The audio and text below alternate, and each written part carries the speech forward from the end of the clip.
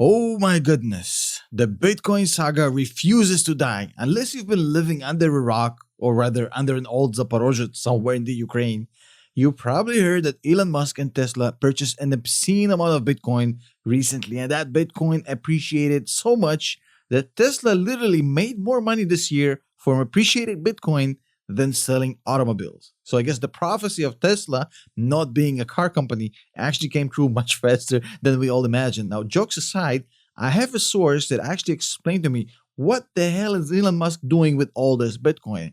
And the answers I got are staggering. You won't hear it anywhere else on the internet, on YouTube, on social media. This is as batshit crazy as Elon can be. This is insane. I promise to give you these three. But before, let me just explain to you how I'm going to do this. There's going to be three Elon heads. I'm going to give out one if I think this is a rumor, two if I think that this is a substantiated rumor, three if I think that this is as close to facts with the X this can get. Let's get started. So, first, I heard from this source that Elon is going to buy Dogecoin with all of this appreciated money. So essentially, this whole thing was a decoy to buy Dogecoin instead of Bitcoin. One Elon head, pretty much a rumor and a bad one. Number two Elon heads, this is getting serious. Elon is in talks with Jeff Bezos to buy out Amazon, specifically so he can actually refire Jeremy Clarkson off his new Amazon show after what Top Gear did to Elon back in the day. Now, this is exactly what Elon would do with $1.5 billion, well, now more. And this is also the sort of thing that Jeremy Clarkson actually would find funny. So I'm going to give this two Elon heads. Three Elon heads for this. This is facts. Elon is going to actually buy Melvin Capital, a known short of Tesla for many, many years, and one of the main players in the recent GameStop short squeeze, and is going to fire all the employees, rehire everybody who got fired from GameStop in the last 5 years, and rename the company GameStop F you motherfuckers. Now, again, this is facts. Now, jokes aside, what is Elon doing with all this Bitcoin? And now we're getting news that Oracle may be interested. There's rumors that Oracle might be the next big company to buy Bitcoin. Actually, we heard rumors about Apple. There's going to be a lot of rumors about these companies. None of them are substantiated. We don't actually know. And this is going to be a volatile ride. So first of all, should you buy Bitcoin right now because of all this hype? And number two, what really is the end game for Elon here? So let's answer the first question real quick, because I'm not a crypto guy. I'm not a Bitcoin guy. This is just my personal layman opinion. Might be inaccurate, might be wrong, might be the ramblings of a madman. Do your own research and such. Blah, blah, mother effing blah. Now, here's what I think. Bitcoin is definitely going to $100,000, $200,000, $300,000. I have no doubt in my mind. The only thing I don't know is how it's going to get there. Whether it's going to have to take the bus, go to prison in Cuba, get rescued by the rebels, swim to shore. Nobody really knows how traumatic this journey is going to be. So if you're thinking about a steady stock rise, this isn't the case. It's going to be a bumpy ride. And if you can't stomach this bumpy ride of it going to 0, then to 5, then to 500, what the hell is a 500? I want to say 500. Sorry about that. I'm a dumbass. I mean, it's going to go crazy. It doesn't behave like stock or any other asset we actually know. But if you want to put it there, let it be for a couple of years, I'm sure it's going to get appreciated as F. Let's just put it this way. So again, just a matter of your risk aversion. If you're willing to take the bumpy ride and get on the chicken bus somewhere in Cuba and ride with the chickens and the goats, probably a good ride to get on if you know where you want to go, which is to 100, 200,000. Definitely, I see it happening probably 2, 3, 4, 5 years. Who knows? Now, the real question is, what the hell is Elon doing with this thing? And there's three answers that might be possible. Because the thing about Bitcoin, it actually has three issues that people love. People love the fact that it's decentralized, meaning that governments can't fuck with it.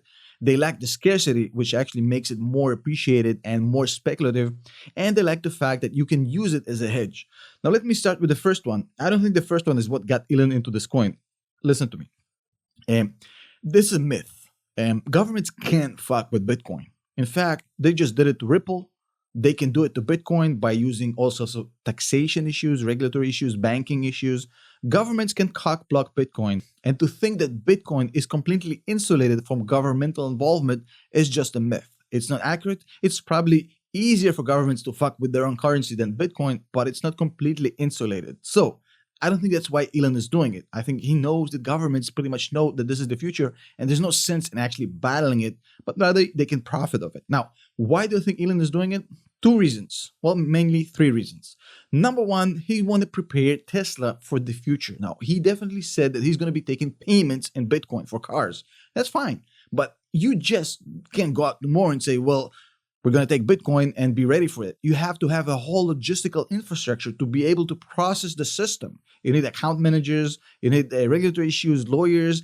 There's a lot of stuff that needs to happen to make it possible, and you can't raise it in a day. Buying Bitcoin now and setting up your system now with everything you need as far as logistics and infrastructure is actually a smart move. I mean, getting a lot of Bitcoin into the system now will make it easier for them to actually transform into a processing of actual Bitcoin for cars. Now, the second thing is actual scarcity. I think it's also a speculative play, and it already paid off. I mean, they already made a lot of money off it. It's scarce. There's not a lot of it. A lot of companies are thinking about joining on board. We heard about Oracle. We heard about Apple. There's a lot of companies. So as a speculative play, this thing actually is a good investment. And the final reason why I think he's doing it is because it's a great hedging mechanism. Essentially, what you have here is a way for you to actually take care of your cash. Tesla is sitting on a pile of cash. And cash, as you know, if you watch my channel, is a depreciating, devaluing asset. Every day that goes by, inflation is taking a bite off your assets. So you want to park the money somewhere where it's not going to devalue. One way is to put it into real estate. You can put it in the stock market. But both of these investments, like most other traditional investments, will go crashing down if the market goes crashing down. They behave in a similar manner to the market. So it's not going to protect you from a cataclysmic crash or a major pullback or whatever you want to call it. However, Bitcoin is actually correlated minus, meaning that if things go south, if the feet hit the shin, people will be buying more Bitcoin, more gold to hedge themselves against the actual crash. That is why it's a really good hedge. It's a way for you to keep your money safe, away from governments, sort of, keep it appreciating, and also make sure that if shit goes south, this thing actually doesn't get as much hits as your real estate, as your stock market, and as every other asset you pretty much have in your portfolio. And on that topic, speaking of being able to purchase a Tesla with Bitcoin, I think we're really not there yet. Because if you think about it, Bitcoin is much more suited to park your money and let it kind of appreciate as an investment vehicle rather than a transactional currency like a Visa or cash, which you can actually use every single day. It's clunky and it's not really set up to be a payment system, at least an everyday payment system. It's not user-friendly. It's really convoluted in that manner. So it's not really designed for that. Not saying that you can't do it. I'm just saying it's clunky. If anything, Ethereum is much more built for transactional operational nature.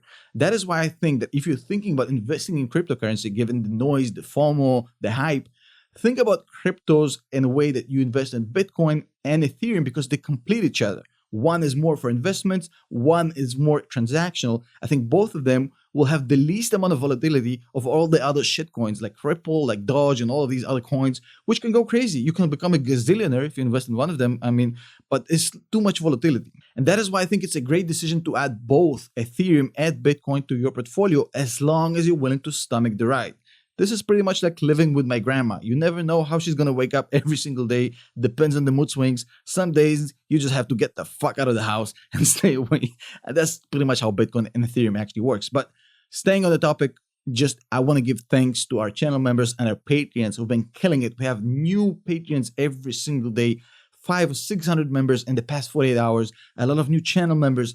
Thank you so much. I appreciate it. If you send me a DM, I'm going to try to get back to you. Sorry if it's taking too long. I apologize. Thank you for the support. You guys are awesome. The best community on YouTube. Don't forget to click the bell because a lot of subscribers are not getting notified on my videos. So if you want to get notified, make sure you hit that bell. We'll see you guys in the next video.